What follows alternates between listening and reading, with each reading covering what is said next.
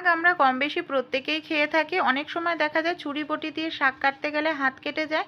তাই যারা নতুন গৃহিণী ছুরি বটি দিয়ে শাক কাটলে হাত কেটে যাওয়ার সম্ভাবনা থাকে, এইভাবে শাকের মধ্যে যে দড়ি হয় না, লাইলনের দড়িগুলো নেবেন।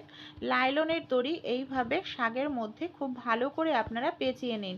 কোনো রকম ছুরি বটির প্রয়োজন পড়বে না। দেখুন ভালো করে আমি লাইলনের দড়ি পেঁচিয়ে নিয়েছি।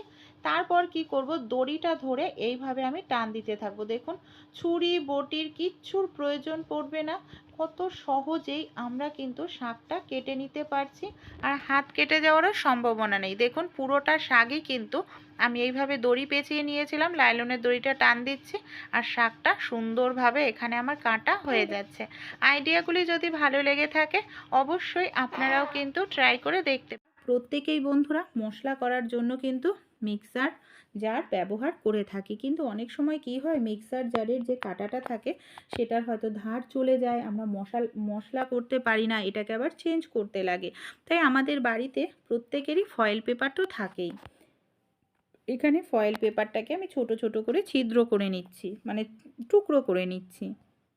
আপনার হাতের কাছে যদি একান্তই ফয়েল পেপার না থাকে তাহলে আপনি কি করবেন, ওষুধের যে খালি প্যাকেট আছে সেটা নেবেন টুকরো করে, তারপর মিক্সার জারটা চালিয়ে নেবেন। মিক্সার জারটা যদি এইভাবে আপনারা 10 সেকেন্ড মতো চালান তাহলে দেখবেন যে আপনাদের মিক্সার জারের ধারটা চলে গেছিলো সেটা ফিরে আসবে। মশলা করলে খুব সুন্দরভাবে মশলাটা আপনাদের পেস্ট হবে।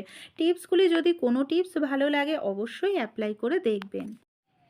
এই ধরনের যে বটিগুলো দিয়ে আমরা প্রত্যেক দিন মাছ সবজি কেটে থাকি, বটিতে অনেক সময় দেখা যায় জং ধরে যায়, বটির ধারটা চলে যায়, সবজি কাটতে মাছ কাটতে অসুবিধা হয়। বটির মধ্যে আপনারা দিয়ে দিন সামান্য পরিমাণ একটু টুথপেস্ট, যে কোনো সাদা কালারের টুথপেস্ট দিয়ে খুব ভালো করে এইভাবে দু সাইডে টুথপেস্ট লাগিয়ে নিন। তারপর আমাদের বাড়িতে জং পরিষ্কার করার যে শিরিষ কাগজ থাকে, শিরিষ কাগজ দিয়ে এইভাবে আমি একটু ডলে নিচ্ছি। এতে কি হবে, জংটা উঠে যাবে, আর আমাদের যে বটির ধার চলে গেছিলো, সবজি কাটতে মাছ কাটতে অসুবিধা হচ্ছিল, সেই ধারটাও ফিরে আসবে। সামান্য একটু জল দিয়ে নিয়েছি, আবার আমি এইভাবে দেখুন ঘষে নিচ্ছি। এক সাইড আমি ঘষে নেওয়া হয়ে গেছে, এবার আমি জল দিয়ে ধুয়ে দেখাবো যে কতটা সুন্দর পরিষ্কার হলো। জং যেরকম উঠে যায় বন্ধুরা, যে বটির ধার থাকে না, ধার চলে যায়, সেই ধারও ফিরে আসে। এইভাবেই কিন্তু আপনারা বাড়িতে বসেই খুব সহজে বটির ধার করে নিতে পারবেন। দোকানে নেওয়ার প্রয়োজন পড়বে না, 1 টাকাও খরচ হবে না। দেখুন বটিটাকে আমি ভালো করে জল দিয়ে ধুয়ে নিয়েছি। প্রথমে কেমন ছিল আর এখন দেখুন কতটা সুন্দর পরিষ্কার হয়েছে। ভালো লাগলে আইডিয়াটি অবশ্যই ট্রাই করে কিন্তু আপনারাও দেখবেন।